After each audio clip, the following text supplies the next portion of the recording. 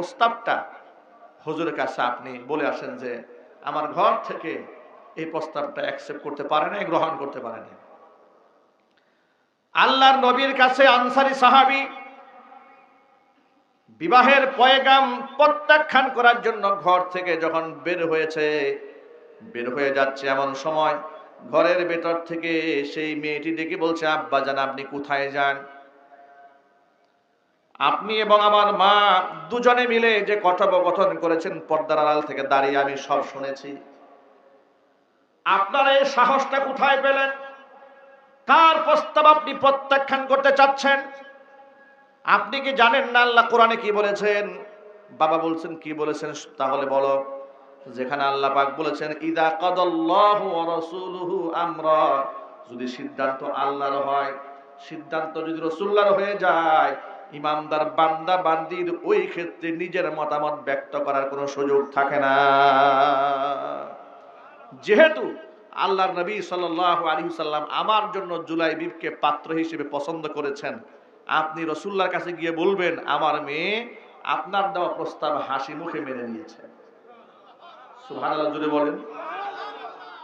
আল্লাহর নবীর সিদ্ধান্তকে তারা নিজের ব্যক্তি স্বার্থের ঊর্ধ্বে তারা গণনা করতেন, যার দরুন তাদের মর্তবা, তাদের যা দারাজাত, তাদের মাকাম আল্লাহ পাক অনেক অনেক ঊর্ধ্বে উঠিয়ে দিয়েছেন। আমরা এই দুটা ঘটনা থেকে, কোরআন মাজিদের এই আয়াত থেকে আমাদের জন্য বড় শিক্ষা হচ্ছে, আল্লাহ পাকের যত বিধান আছে কোন বিধানের ক্ষেত্রে আমার পক্ষ থেকে কোনো যুক্তি চলবে না, কোনো তর্ক চলবে না। এ কথা বলা যাবে না যে আমার তো দাড়ি রাখার বয়স হয় নাই, কেন দাড়ি রাখবো? আমি কি হুজুর নাকি যে আমার বউকে আমি পর্দা করাবো? আমি কি আলেম নাকি আমি কোরআন শরীফ পড়বো? এরকম বক্তব্য দেওয়ার কোনো সুযোগ নাই। মনে রাখবেন, ইমাম সাহেবের জন্য নামাজ পড়া যেমন ফরজ, সভাপতি, সেক্রেটারি, কোষাধ্যক্ষ তাদের জন্য নামাজ পড়া ঠিক তেমনই ফরজ। ইমাম সাহেবের কন্যা স্ত্রীর জন্য যেমন পর্দা ফরজ, অনুরূপভাবে সভাপতি, সেক্রেটারি, কোষাধ্যক্ষ সহ মসজিদের সকল মুসল্লিদের, মুসলমানের স্ত্রী কন্যাদের পর্দা করা ঠিক তেমনই ফরজ। ঠিক কিনা ভাই? ইমাম সাহেবের জন্য যেমন সুদ ঘুষ হারাম, মুক্তাদির জন্য সুদ ঘুষ হারাম। এখানে বিভাজনের কোনো সুযোগ নাই। অনেক যুবকেরা মনে করে যে মাথা আমি টুপি দিব কেন, আমি কি মাদ্রাসার ছাত্র? মুখে আমি দাড়ি কেন রাখবো, আমি কি হুজুর? প্রিয় ভাইয়েরা, যদি প্রশ্ন করা হয় কিয়ামতে রাসূলের শাফাত শুধু কি হুজুরের প্রয়োজন না আপনাদের সকলেরই প্রয়োজন? যদি তাই হয়ে থাকে, হুজুর কেন একা রাসূলকে আপন বানাবে? হুজুর একা রাসূলকে আপন কেন বানাবে? আমরা সকলেই নবী করিম সাল্লাল্লাহু আলাইহি সাল্লামকে কলিজার চেয়ে বেশি আপন বানায় নেব ইনশাআল্লাহ বলেন। আর সেটা প্রমাণ হবে আমাদের আমলের মাধ্যমে। মান আহাব্বা সুন্নতি ফাকাদ আহাব্বানি ওয়া মান আহাব্বানি কানা মাই ফিল জান্নাহ। যেই ব্যক্তি আমার সুন্নাহকে ভালোবাসবে সেই ব্যক্তি আমাকে ভালোবাসবে, যে ব্যক্তি আমাকে ভালোবাসবে সেই ব্যক্তি আমার সাথে জান্নাতে হবে। আমরা কি রাসূল পাক সাল্লাল্লাহু আলাইহি ওয়াসাল্লামের ভালোবাসার পরিচয় দিতে পারবো তো ইনশাআল্লাহ? আজকের পর থেকে এক ওয়াক্ত নামাজও আমাদের কাজা হবে না, আমরা বলি ইনশাআল্লাহ। মুখের দাড়িতে আমরা হাত লাগাবো না, দাড়িটা কামাবো না, বলি ইনশাআল্লাহ। আজকের পর থেকে আমরা মিথ্যা কথা বলবো না, চুরি ডাকাতি করব না, অন্যের হক নষ্ট করব না, বলেন না ইনশাআল্লাহ। হে রাসূল বুঝি না আমি, রেখেছ বেঁধে মোরে কোন সুতোই তুমি, রেখেছ বেঁধে মোরে কোন সুতোই। হে রাসূল বুঝি না আমি, রেখেছ বেঁধে মোরে কোন সুতোই তুমি, রেখেছ বেঁধে মোরে কোন সুতোই। তোমারি নামে আনন্দে দুলি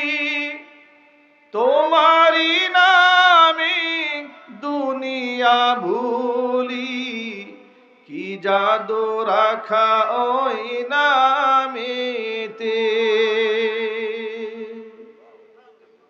তোমারি নামে আনন্দে দুলি, তোমারি নামে দুনিয়া ভুলি, কি জাদু রাখা ওই নামেতে।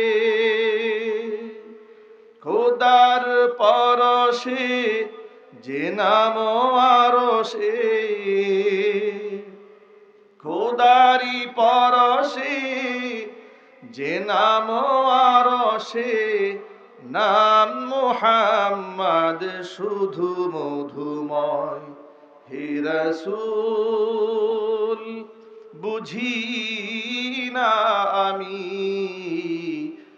রেখেছ বেঁধে মোরে কোন সুতোয় তুমি, রেখেছ বেঁধে মোরে কোন সুতোয়। জানি না গোপনে কেমন করে, জানি না গোপনে কেমন করে, হৃদয়ে গড়েছ প্রেমের বলয়।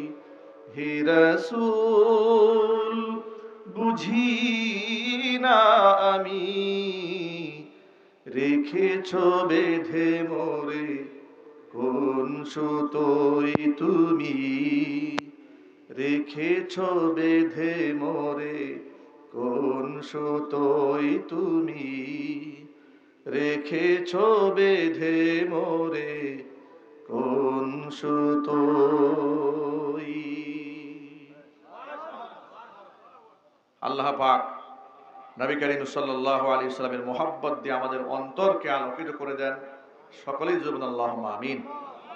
ইস্তিগফার করেন। আস্তাগফিরুল্লাহ আস্তাগফিরুল্লাহ আস্তাগফিরুল্লাহ রাব্বি মিন কুল্লি যামবি ওয়া আতুবু ইলাইহি ওয়া লা হাওলা ওয়া লা কুওয়াতা ইল্লা বিল্লাহিল আলিয়্যিল আযীম। আল্লাহুম্মা আমিন। রব্বানা যালামনা أنفسنا وإن لم تغفر لنا وترحمنا لنكونن من الخاسرين. ربنا لا تزغ قلوبنا بعد إذ هديتنا وهب لنا من لدنك رحمة إنك أنت الوهاب. رب العالمين রহমতের নজর দিয়ে তাকায় দেখো আমরা গুনাহগার। গভীর রজনীতে কোরআন সুন্নাহ থেকে আলোচনা করে বড় আশা নিয়ে তোমার শাহী দরবার হাত দুখানা বাড়িয়ে দিয়েছি। মেহেরবানি করে আলোচনার ভুল বিয়াদবি ক্ষমা করে সওয়াবের হাদিয়াটুকু কবুল করে মঞ্জুর করে সোনার মদিনায় তোমার হাবিবের রওজা মুবারকে পৌঁছিয়ে দাও। তামাম পৃথিবীর মাটির নিচে যত মুমিন মুমিনাত, মুসলিমিন মুসলিমাত চিরবিদায় হয়ে চলে গেছেন, তাদের আরওয়াহের উপর সওয়াবের হাদিয়াগুলো পৌঁছিয়ে দাও। আমাদের মা বাপ যাদের দুনিয়ার জমিন থেকে চলে গেছেন, মা বাবার কবরগুলোকে জান্নাতের, আত্মীয় স্বজনের কবর আযাব কিয়ামত পর্যন্ত বন্ধ করে দাও। যাদের বাবা মা বেঁচে আছেন হায়াতে তয়্যিবা নসিব করে দাও। রব্বুল আলামিন নাগপুর আল্লাহ কারীম জামে মসজিদকে আল্লাহ তুমি কিয়ামত পর্যন্ত কবুল করে নাও। মসজিদের সমস্ত হাজাত তোমার গায়েবে খাজানা থেকে মিটায়া দাও। টাকা দিয়ে পয়সা দিয়ে বুদ্ধি শ্রম সময় দিয়ে এই বেহেশতের বাগান যারা সাজিয়েছেন, দূরদারাজ থেকে শোনার জন্য যারা এসেছেন, খালি হাতে কাউকে ফিরিয়ে দিও না, সকলকেই বেগুনাহ মাসুম হিসেবে কবুল করে নাও। পর্দার অন্তরাল থেকে মা বোনেরা বয়ান শুনেছেন, মা বোনদের মাফ করে দাও।